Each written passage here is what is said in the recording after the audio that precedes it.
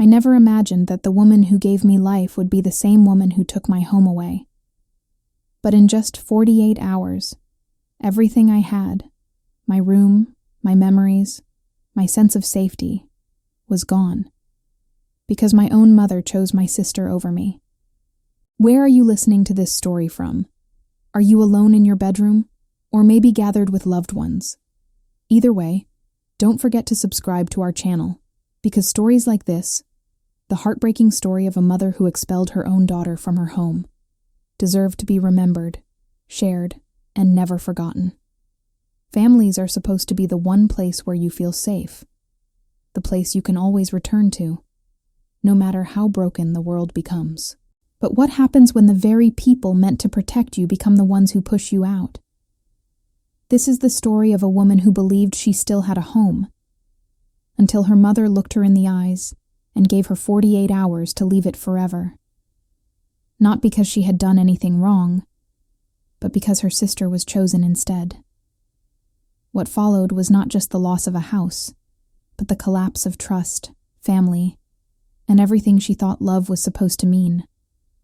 It began on a Tuesday afternoon, the kind of unremarkable day that should have blended quietly into all the others. I was sitting at the kitchen table, scrolling through my phone while eating leftover pasta, when my mother walked in wearing that expression I had learned to fear over the years. Her jaw was set, her eyes avoided mine, and her fingers fidgeted with the edge of her cardigan. I knew something was coming, but I convinced myself it would just be another lecture about my career choices or another passive-aggressive comment about my life. I was 27 years old and still living at home, something that had become a source of quiet shame for me, but also a practical necessity. After losing my job during the pandemic, I had moved back into my childhood bedroom, promising myself it would be temporary. 2 years had passed. I had been freelancing, saving slowly, contributing to groceries and utilities when I could. My mother had never complained outright. There were always small remarks, little digs that made me feel like a burden, but never a direct demand that I leave.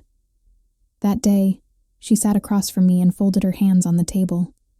Her voice was calm, almost rehearsed, as though she had practiced this conversation in front of a mirror.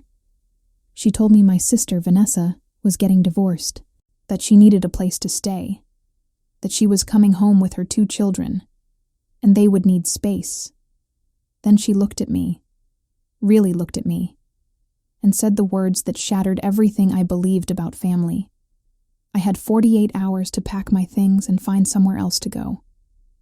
At first, I laughed, a nervous, disbelieving sound that hung between us. I thought she was joking, or exaggerating, or testing me. But her face remained stone still, and the silence confirmed what I didn't want to accept. She was serious.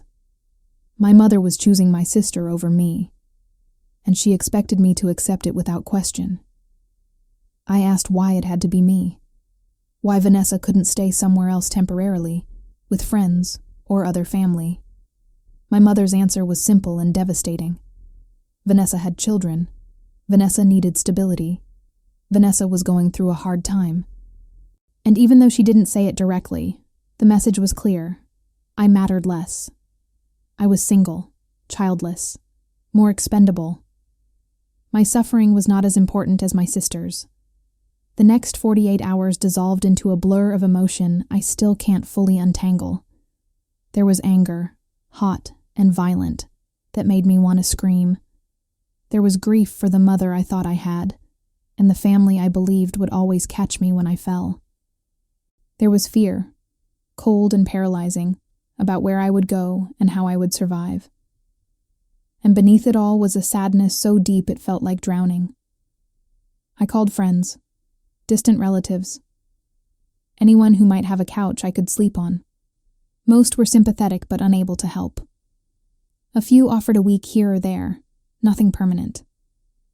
I scrolled through rental listings, knowing I didn't have enough for a deposit and first month's rent. Every corner of my childhood home now felt like it was closing in on me, quietly erasing my place in it. My sister arrived on the second day in a rented moving truck, her kids in the back seat. She looked exhausted and fragile, and part of me wanted to comfort her. But the part of me being displaced could only feel resentment. She hugged our mother on the driveway. They went inside together, whispering. No one came to help me pack. No one asked if I was okay. I was invisible in my own home. I packed my life into garbage bags and suitcases. Every item carried memory. Books from childhood, clothes from interviews and first dates, photographs from birthdays and holidays when we were still a family that loved each other. I left most of it in boxes in the garage, hoping I might return one day, though I suspected it would all end up in the trash. On the morning I left, my mother made coffee as if it were any ordinary day. She didn't apologize. She didn't cry. She simply told me this was for the best, that someday when I had children I would understand. The cruelty of that sentence stole my breath. She was telling me my worth was conditional, that I would only matter once I became something she respected. I loaded my car and drove away from the only home I had ever known. I didn't know where I was going. I had one friend's couch for a week.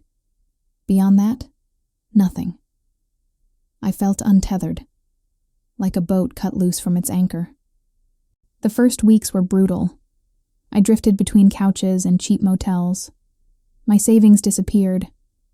I worked late into the night, because exhaustion was better than thinking. In silence, I had to face the truth. My mother had chosen convenience over compassion. My sister had accepted it. My family had decided I was disposable. My mother called every day at first. Cheerful messages, guilt-soaked voicemails. Never an apology. Eventually the call stopped. My sister never reached out. Months passed. Slowly, painfully, I rebuilt. I found a small studio apartment. I worked constantly. I went to therapy. And there I finally saw the truth. This was never about space. It was about being second best. Vanessa had always been the golden child. She followed the script. Marriage, kids, approval. I didn't. And when forced to choose, my mother chose the daughter who validated her life. Understanding didn't erase the pain, but it freed me from self-blame. 3 years later, I have a life no one can take from me. A home, a career, chosen family. I still remember that Tuesday. It still aches, but it no longer defines me. I am not the daughter who was discarded. I am the woman who survived, and that is enough. After I drove away that morning, the house disappeared behind me, but the weight of what had happened stayed in my chest. Every mile felt heavier than the last. The streets I had known since childhood blurred past my windows, and with them went the last traces of who I used to be. I kept waiting for my phone to ring, for my mother to call me back, to tell me she had made a mistake, to say she wanted me home. It never did. That silence hurt more than the eviction itself. It was the final confirmation that I was no longer a priority in her world. At my friend's apartment, I slept on a narrow couch with my suitcase beside me like a guard dog. I lay awake at night listening to unfamiliar sounds, realizing that for the first time in my life, I was truly alone. There was no childhood bedroom waiting for me anymore, no place where I was guaranteed to belong. And yet, in that loneliness, something quiet began to grow. Each small step forward, finding work, saving a little money, unlocking the door to my own tiny studio for the first time, felt like reclaiming pieces of myself that had been taken away. I wasn't just surviving. I was proving day by day that I did not need their permission to exist, to matter, or to build a future. The past still whispers sometimes, but it no longer controls me.